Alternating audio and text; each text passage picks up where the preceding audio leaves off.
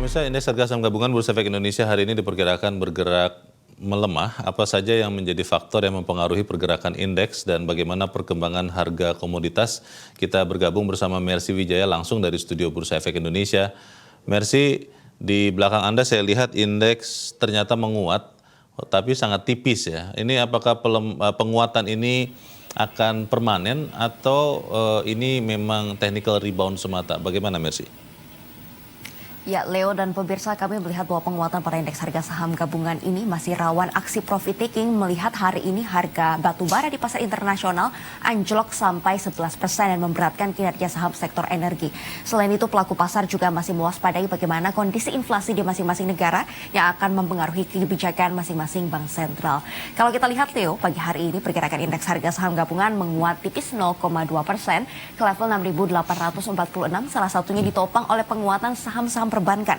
Di antaranya adalah saham Bank BCA, Bank Mandiri, dan juga Bank BNI yang menguat lebih dari 1%. Secara sektoral pun saham sektor jasa keuangan telah menguat 0,5%. Meskipun ada pemberatnya yaitu saham sektor energi yang sudah melemah sampai 0,9% pagi hari ini. Pelaku pasar juga masih hati-hati melihat kondisi ekonomi global, di antaranya tingkat inflasi di masing-masing negara. Australia kemarin mencatatkan inflasi 7,8% di triwulan keempat tahun 2022 atau inflasi tertinggi sejak 32 tahun terakhir, dan ini masih dilihat bagaimana dampaknya di masing-masing negara terhadap ekonomi global. Leo dan pemirsa, kekhawatiran terkait dengan tinggi inflasi dan juga kenaikan suku bunga untuk bisa mengerem inflasi yang bisa menyebabkan resesi ekonomi ini masih membuat pelaku pasar berhati-hati, wait and see, dan pergerakan indeks pun cenderung flat. Di Amerika Serikat contohnya indeks Dow Jones hanya menguat tipis 0,03%, S&P 500 juga melemah 0,02%, pergerakannya tipis, sementara indeks Nasdaq Composite juga turun 0,18%. Pergerakan indeks di Amerika Serikat ini masih menunggu laporan-laporan perusahaan untuk melihat bagaimana kinerja keuangannya di sepanjang tahun 2022. Yang mana baru saja kemarin dirilis pendapatan perusahaan Tesla yang mencapai 24,3 miliar dolar, lebih tinggi sedikit dari ekspektasi pendapatan yaitu 24,1 miliar dolar, sehingga ini menjadi salah satu sentimen positif di pasar Amerika Serikat. Saham Chevron juga menguat 3%, namun ada penurunan pada saham IBM karena ada wacana pengurangan karyawan sampai 1,5% atau sebanyak 3.900 orang, dan ini masih mempengaruhi pergerakan saham di Amerika Serikat. Indeks Eropa juga terpantau melemah, Leo dan pemirsa, di antaranya FTSE 100 ini melemah 0,16%, dan juga indeks di Jerman, the DAX, turun 0,08%, meski kemarin ada data PMI Composite pada bulan Januari 2023 yang mencerminkan kinerja manufaktur dan jasa di kawasan Eropa yang sudah kembali berada di zona ekspansif di angka 50,2. Namun pergerakan indeks di kawasan Eropa masih melemah karena melihat bagaimana ketahanan perusahaan di Amerika Serikat ini menghadapi inflasi dan juga ancaman resesi, sehingga data-data ekonomi dan juga kinerja perusahaan di Amerika Serikat ini menjadi salah satu yang ditunggu oleh pelaku pasar pada pekan ini. Indeks di kawasan Asia hari ini pergerakannya variatif. Indeks Nikkei turun 0,07%, sementara indeks Hang Seng Hong Kong yang baru pertama buka setelah libur Imlek ini mengalami penguatan signifikan 1,5%, dan indeks Retail Singapura juga menguat 0,29%. Ada juga update data ekonomi dari kawasan Asia, Leo dan pemirsa. Pertumbuhan ekonomi Korea Selatan terpantau minus 0,4% di triwulan keempat tahun 2022 atau merupakan pertumbuhan negatif kontraksi pertama semenjak 2 tahun terakhir, sehingga menyebabkan kewaspadaan dari para pelaku pasar terkait dengan ekonomi di Korea Selatan tersebut. Dan untuk pergerakan IHSG, Leo, memang prediksinya masih akan cenderung fluktuatif.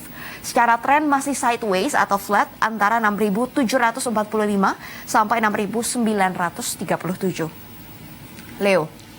Bagaimana dengan nilai tukar rupiah pada saat ini, Mercy? Banyak yang mengatakan bahwa penguatan rupiah yang terjadi saat ini bisa tiba-tiba berbalik kalau kemudian keputusan The Fed pekan depan tidak seperti yang diperkirakan banyak orang, bahwa tidak akan banyak lagi menaikkan suku bunga Fed. Apakah ini juga terlihat dari kurs rupiah pada saat kita berbicara ini, Mercy?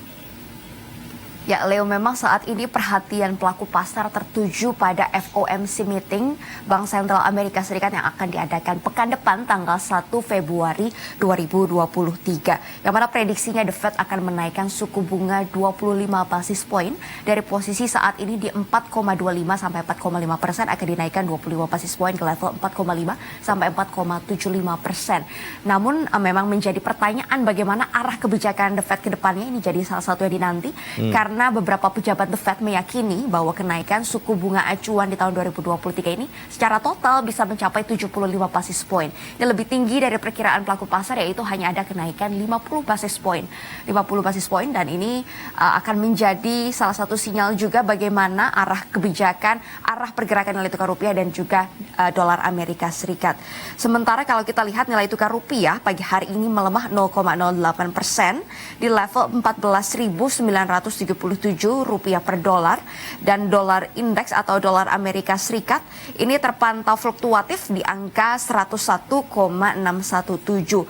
Selain keputusan dari Bank Sentral Amerika Serikat, yang ditunggu pekan depan juga adalah keputusan dari Bank Sentral Uni Eropa atau European Central Bank yang akan mengadakan rapat tanggal 2 Februari 2023, sehari setelah The Fed yang prediksinya akan menaikkan suku bunga acuan 50 basis poin.